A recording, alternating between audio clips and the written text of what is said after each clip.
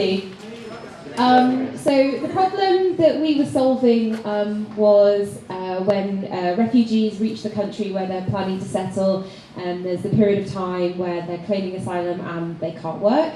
And so we wanted to provide something for women to do where they could maybe enhance current skills or learn new skills completely from scratch. We are all people who've learned to code fairly recently, and we thought everyone can learn to code. So this is providing a platform for women refugees to have a go at coding and also to find other resources to learn to code. Yeah, right. We kind of decided to make a very basic static website. And we thought we just tried to kind of make it be inspirational, because one problem with coding is that most of the websites are probably done by white male in the States, and it's something which, when a woman wants to start coding, it could be a bit difficult because it maybe doesn't really speak their language. So we thought we'd make kind of an inspirational website targeting refugee women especially. So what we did here is asking two immigrants who started coding why they started coding. So they have two quotes here which should be kind of, I don't know, inspirational for these women, and see why these women started to code.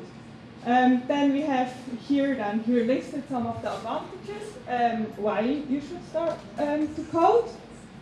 One is that you actually don't need any prior certificate. We heard that yesterday, that people who immigrate, they might have a really good degree in their country of origin, but then they immigrate to a different country, and this different country might not recognize this certificate.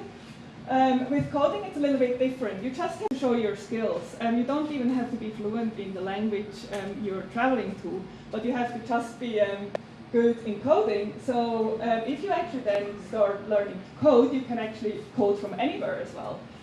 You don't have to even go to an office. Maybe you can even do it from back home. You only need a computer and a Wi-Fi. And yeah, as I said before, it's in high demand. So we have a bit of a funny display here. Anyway. We translated it into Arabic as well.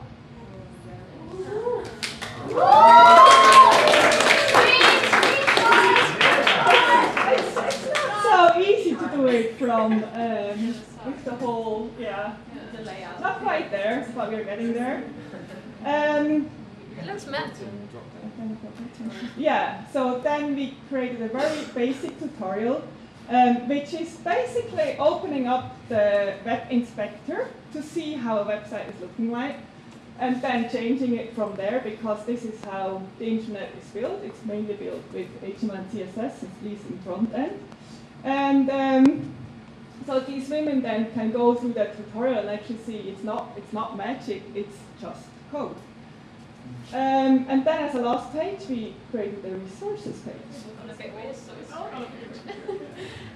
So these are a collection of resources, starting with basic web development, moving on to more advanced web development, and then various computer science courses which come from leading universities around the world. And then lastly, female organisations. Again, these are global. A lot of them are in loads of different countries around the world. So these are organisations for women to go and learn to code.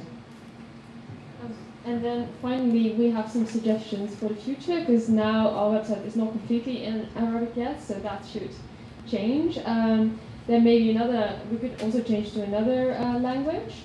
And then we want some more information on the coding languages, because now we don't actually tell them why Python or why Java or that kind of thing. And then in the future, we could maybe link this to a buddy mentoring system to have real face-to-face help as well. To you?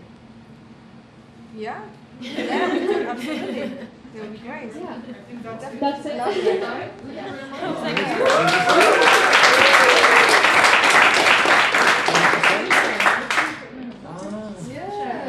Any questions? You. I think it should be a platform very open to kind of, other initiatives that can talk. I think it's Exactly. because there's no point in this just usually no. Sorry, I'm sorry. I was busy reading and forgot to ask my question. Sorry. Please. Okay. Yeah, my question was that you guys did a lot of stuff very quickly. Is there like a hack to it? All right. Okay. Thank you. Hack works for all developers, so. Yeah, none. Just mad skills. Just reading.